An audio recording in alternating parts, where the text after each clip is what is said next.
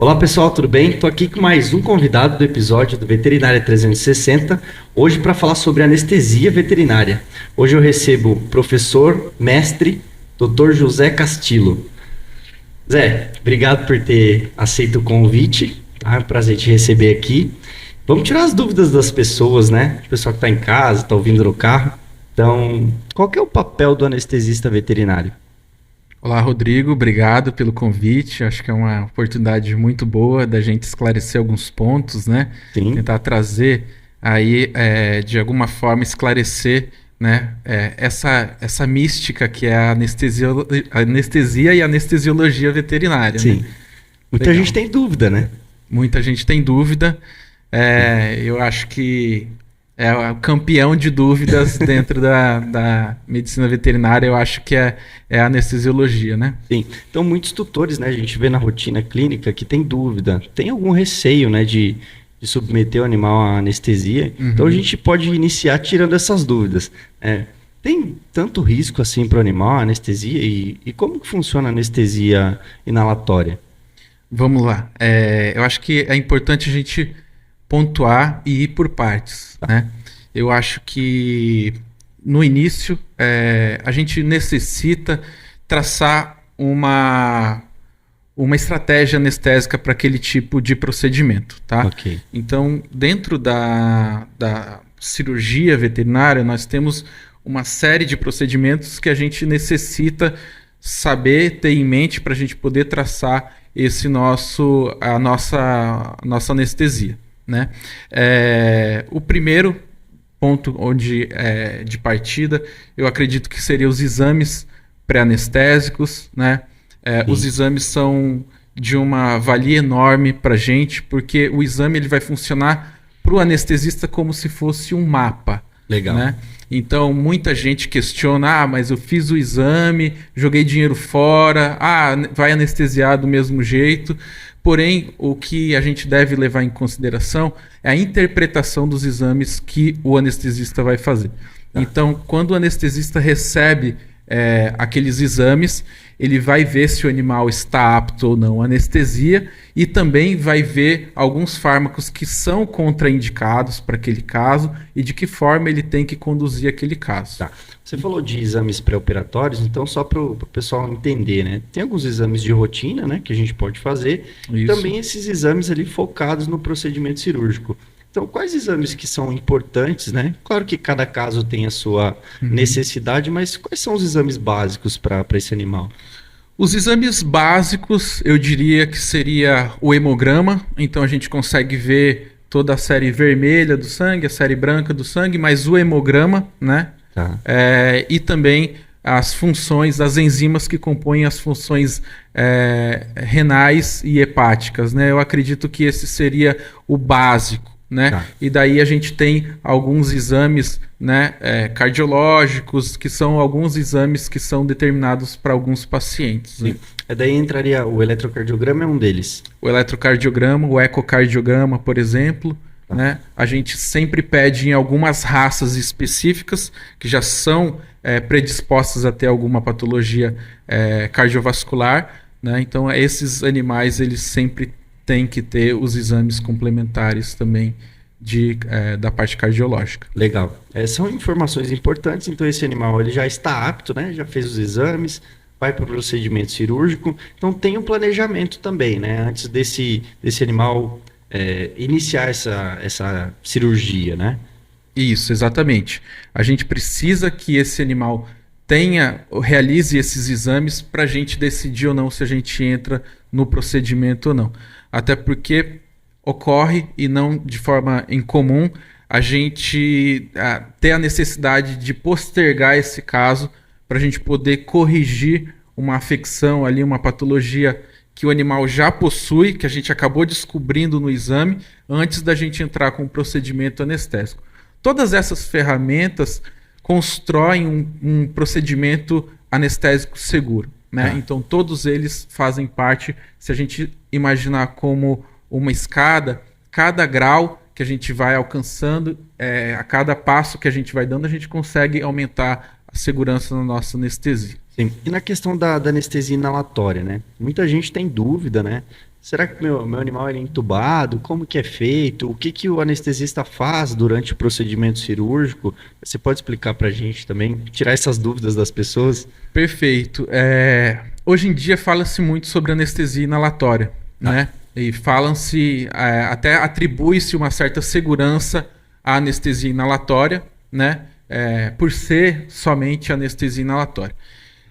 Eu acredito que o grande ponto que a gente deve observar não é como a anestesia ela é feita, porque a gente pode fazer a anestesia totalmente intravenosa, né? Tá. Total intravenosa, a gente pode fazer ela parcialmente intravenosa e a gente pode fazer ela também inalatória. Então acho que o grande ponto é ter esse profissional habilitado e capacitado que vai conduzir cada caso de uma forma única, né? Agora, falando sobre a anestesia inalatória, sim, esse paciente ele normalmente recebe uma pré-medicação, tá bom? Onde esse animal ele não vai perder a consciência, ele não vai ter um rebaixamento de consciência, esse animal vai ficar um pouco mais calmo, mais tranquilo, tá bom? E vai evitar que o animal se estresse na parte de preparo do procedimento. Tá. Isso engloba a raspagem de pelos, né, que seria a tricotomia, o acesso venoso, né, e o preparo realmente antes da gente entrar no centro cirúrgico. Perfeito. Tá.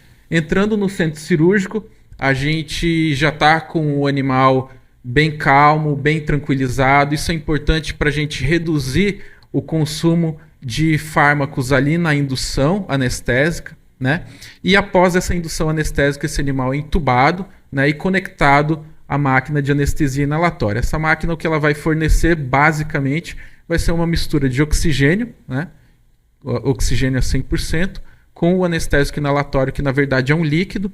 Isso ocorre a formação de um gás, né, de um gás anestésico, e é isso com que o animal vai inspirar e expirar, e isso que vai fazer a manutenção anestésica ser com a anestesia inalatória. Legal.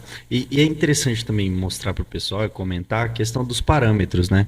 Então, dentro do centro cirúrgico, você consegue ter a frequência cardíaca, né? A frequência respiratória. Tem outros indicadores ali para a gente saber se aquele animal tem dor, por exemplo, ou como que ele está, se ele está superficial na anestesia. Então, pode comentar aqui para a gente? Perfeitamente. Na verdade, aquele monitor multiparamétrico que ele faz nos dizer, né, nos falar como estão as variáveis fisiológicas do animal, né? Entre elas estão a frequência cardíaca, como você mencionou, o ritmo cardíaco também, né, a saturação de oxigênio, por exemplo. São várias variáveis que a gente interpreta para saber como que o animal está ali durante aquela anestesia, né? Uma coisa que a gente deve levar em consideração é a anestesia propriamente dita, se o animal está inconsciente, né? Tá. E outra coisa que a gente deve levar em consideração é a parte analgésica. Se esse animal está tendo um Desconforto, né? um Alguma desconforto durante a anestesia.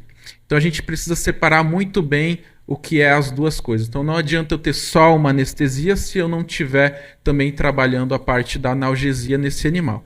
E é isso que o anestesista vai julgar, onde ele consegue fazer alguns bloqueios locais, por exemplo, consegue utilizar alguns fármacos para fornecer essa parte analgésica durante o procedimento. Eu acredito que o objetivo ali é que esse animal, né, ocorra tudo bem, que não sinta dor, que o pós-operatório também influencia, né, durante a anestesia, para que esse animal volte para casa da melhor maneira possível, né? Isso. E outro ponto que eu queria te perguntar, até anotei aqui, os desafios da anestesia veterinária. Tem muita diferença do procedimento que é feito no humano para o procedimento que é feito no animal?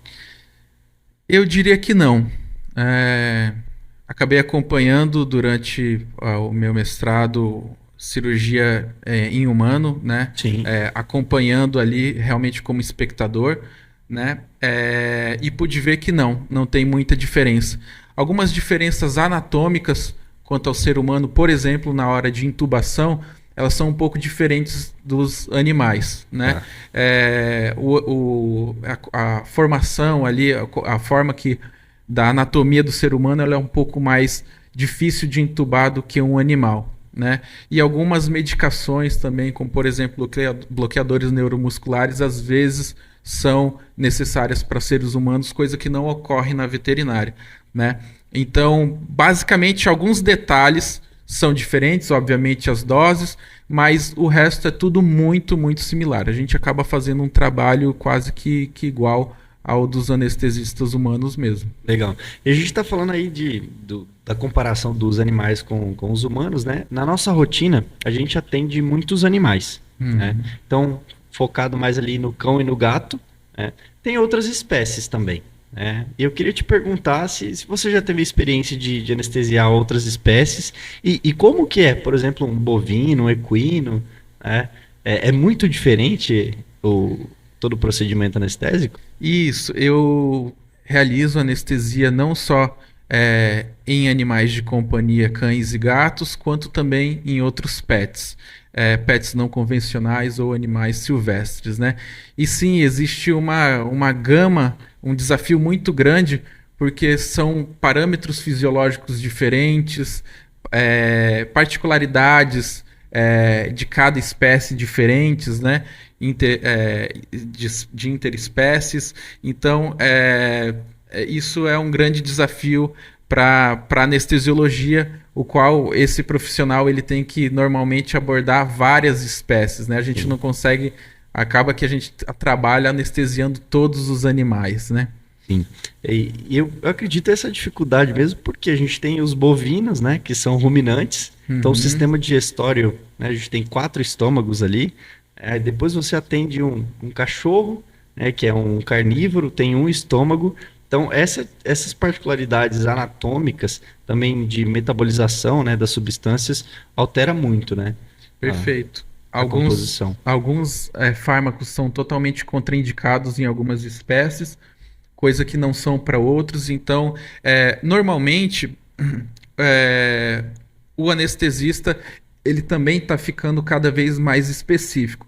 Então, a gente ainda tem alguns anestesistas que trabalham com todos os animais, alguns trabalham somente com anestesia de pequenos animais, outros amigos meus só com anestesias, por exemplo, de grandes animais ou de silvestres, né?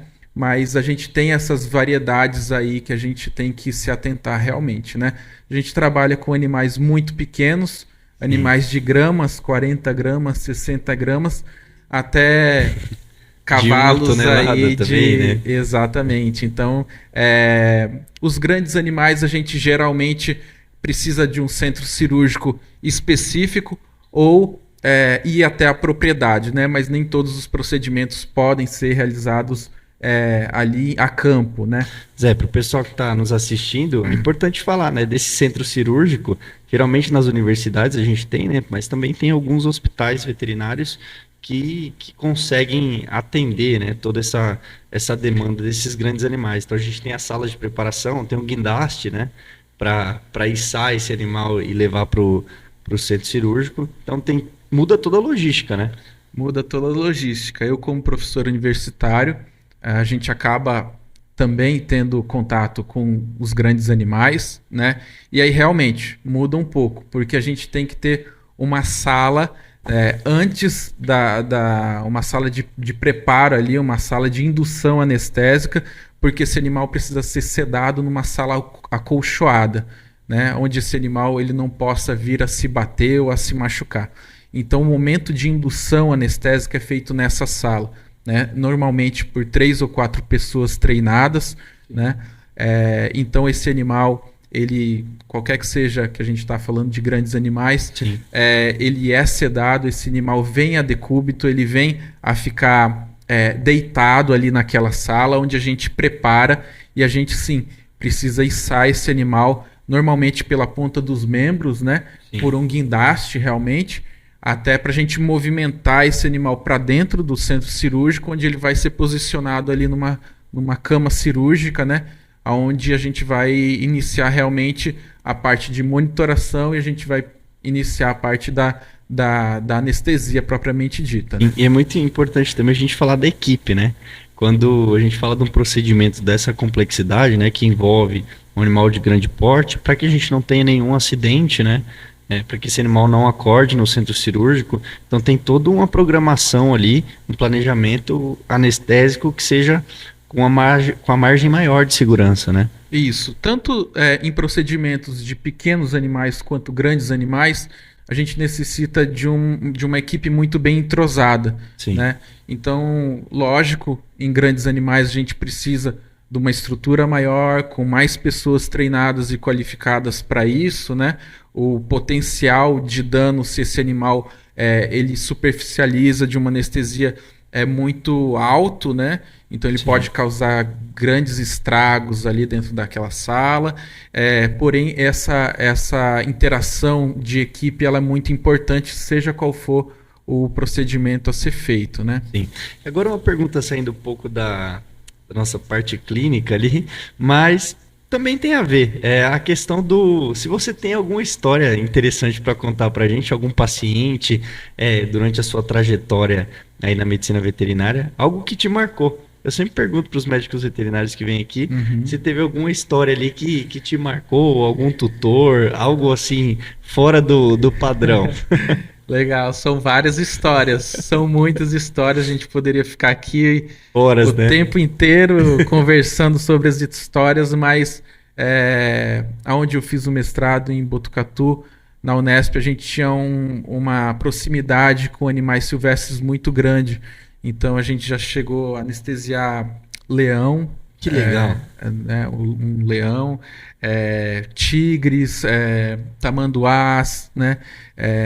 Cobras, Sim. Enfim, espécies galinhas totalmente diferentes, né? Exatamente. Então lá a gente tinha uma rotina muito diversificada, exatamente. Mas o que mais me chamou a atenção, o que mais me marcou com muito carinho, foi a anestesia da Cidinha, um Dust Hound.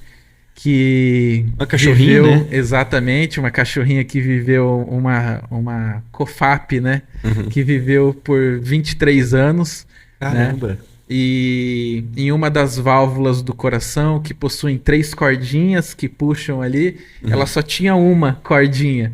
Então era uma anestesia de risco, né? Onde a gente sabia da complexidade da cirurgia, da idade avançada desse animal, né? A gente realizou um procedimento odontológico para esse animal. E foi super bem, ela acordou super bem, e aí ela viveu ainda um tempo muito bem. Então, isso profissionalmente para a gente é um desafio anestésico, onde a gente consegue se desafiar e colocar à prova realmente toda ao nosso conhecimento fisiológico, farmacológico, né? Isso é bem um legal. Desafio, né? Então, para o pessoal que está em casa entender, o normal é que a gente tem ali, o coração ele é dividido em 4 câmaras cardíacas, né? Isso. Então tem as válvulas também, mas você tem uma diferença anatômica, altera tudo, né? Exatamente. Esse paciente, esse animalzinho, era um animalzinho totalmente diferente, vamos dizer assim, né? Sim. Mas foi um caso que marcou, a gente tem ela no coração aí. Legal. E, Zé, a gente está chegando aqui na parte final do podcast, e eu deixo aberto aqui para você, você hoje é proprietário do Cevale, Centro de Ensino e Especialidades Veterinárias do Vale do Paraíba, né? É uma estrutura muito legal, muito bacana, que a gente pode desenvolver várias técnicas, estudar, ter contatos com professores. Então, isso é muito rico para a medicina veterinária, que a gente consiga levar a tecnologia, toda a parte de infraestrutura de ponta para os nossos pacientes. Então, eu deixo aberto aqui para você nessa câmera. Pode dar as recomendações finais, né? Para o pessoal, seu Instagram também, como que o pessoal faz para te encontrar. Legal, eu só tenho a agradecer a oportunidade de estar aqui falando um pouquinho sobre anestesia. Eu acredito que todo o nosso medo, ele sempre se origina do desconhecido. Então, todas as vezes que eu consigo, eu costumo sentar com o tutor do animal para explicar um pouquinho de como é a anestesia, de como é cada passo, porque o que às vezes para mim é uma rotina, que eu anestesio todos os dias, para aquela pessoa é um momento muitas vezes único, muitas vezes é o primeiro contato com o anestesista. Então as pessoas têm muito medo. E aí, explicando, eu tenho a oportunidade de falar um pouco mais sobre o trabalho do anestesista veterinário, e isso é muito bem compreendido, né? A gente consegue desmistificar isso da anestesia, né? A anestesia mudou muito, né? A medicina veterinária mudou muito, e assim como a anestesia mudou também. Então, o recado que eu queria dar era que você que tem um animalzinho, que vai passar por qualquer que seja o procedimento cirúrgico, né? Busque aí o conhecimento se vai ter um anestesista presente, né? Se tem um anestesista presente, se você pode chegar às vezes 10, 15, 20 minutos antes para conversar um pouquinho com esse anestesista, saber um pouquinho mais da graduação dele, da pós-graduação, da parte técnica que esse profissional vai oferecer para o paciente, de realmente conhecer a pessoa, o profissional que vai ser responsável pela anestesia do seu animal. Legal. Zé, como que a gente te encontra nas redes sociais? Basicamente, eu trabalho com o Instagram profissional realmente, eu sou anestesista do Cevale, então, @instituto.cevale, né? Você vai achar lá. E aí, basicamente, o meu trabalho é por lá. Legal. Pessoal, então, se você gostou, curta, comente, compartilhe. Toda vez que você faz isso, você ajuda o nosso canal a crescer. Então, até a próxima. Muito obrigado.